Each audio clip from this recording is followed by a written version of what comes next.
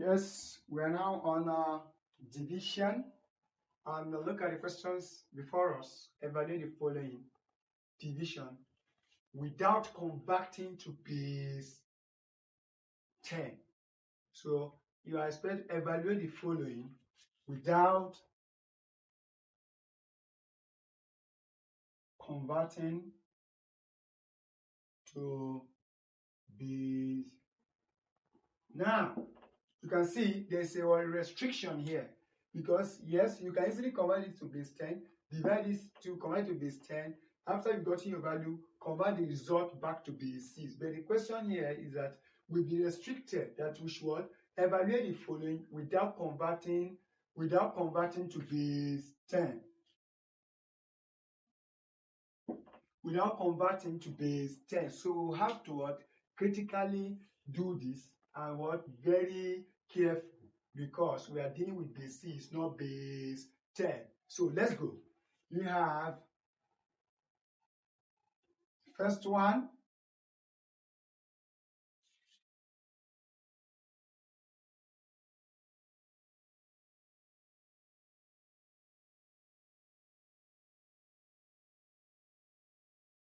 All in base 6.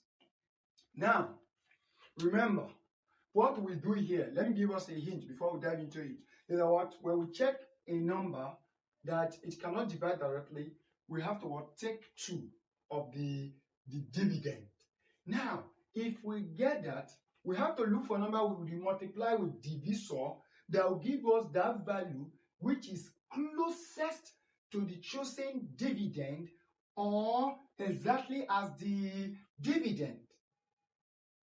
Whichever we have is what we're going to record as our quotient.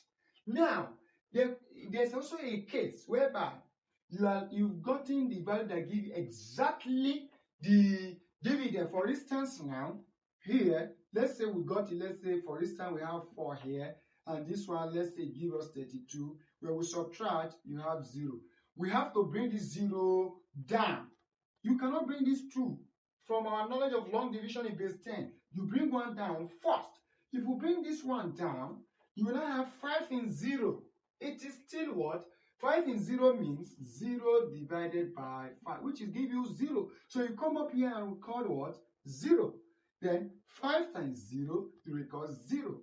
Now, you can now bring down the next value down. You can now bring down the next value. When you bring down the next value, say 5 in 3 here, it is still what? 0. You come here and record 0. 5 times 0, you have what? You have 0. Now subtract 3. If, for instance, this is our answer, you record it this way by saying 3203 base 6, because this is a remainder 3, divided by 5 base 6 is equals to what? 400 remainder 3. This is how we get it done. But now, let's get to this and do it the proper way it should be. Is this just to explain for us to know what we have beforehand? Now, we have 3203. Now, 5 in 32 base 6. What can we multiply with 5 base 6 to give us 2 base 6? So our number close to it. So we can try 5 times 4. Now, 5 times 4 is 20. 20, but there's no 20 in base 6. What do? We say 6 in 20, that is 3. Remainder what? Remainder, because 6 times 3, 18. Remainder 2. So it means this is what? 3, 2 base 6. Can we see it? So what do we multiply with 5 to give us this value is what? 4. As if I knew. I just did that for your explanation's sake. Now, there's a coincidence. No wahala. 4. Now, 5 base 6 times 4 base give you 32 base 6. Come on. Why does this look too similar to what I've just explained? Well, just, okay. Now, 0, 0, you have to bring this down. 5 base 6 5 in 0, that is what? 0. 5 times 0, you have 0 minus. Now you bring this one down. 5 in 3 is still 0. Come on. 5 times 0, that is what? 0. Remainder 3. What a coincidence. Now, we can say 3, 2, 0, 3 base 6 divided by 5 base 6 is equal to what? 400 base 6, remainder 3 base 6, which is 7641 base 8 divided by 7 base 8. Now, which is 7 and 7, you have 1. So here you have what? 1. 7 times 1, 7. You have 0. You have to break down the 6. You can't bring down 6 4. In long division, you have to take this one down. 7 is 6, that is what? 0. 7 times 6, that is still what? 7 times 0, 0. But now bring this 4 down. We have to look for a number we multiply with what? 7 base 8. That will give us 64 base 8. And that we have to check. 7 times 5. 7 times 5 is 35. But there's no 35 in base 8. Now we have to look for 35. 8 in 35. Have 8 times 4, 32. Remainder 3, that's 33. This is 33 base 8.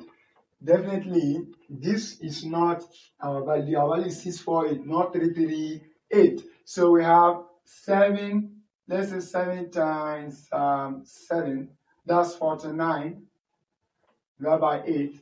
8 in 49, 8 times 4, 32, 8 times 5, 40, 8 times 6, 48. You have 6, remainder 1. This means this is what? 61 base 8.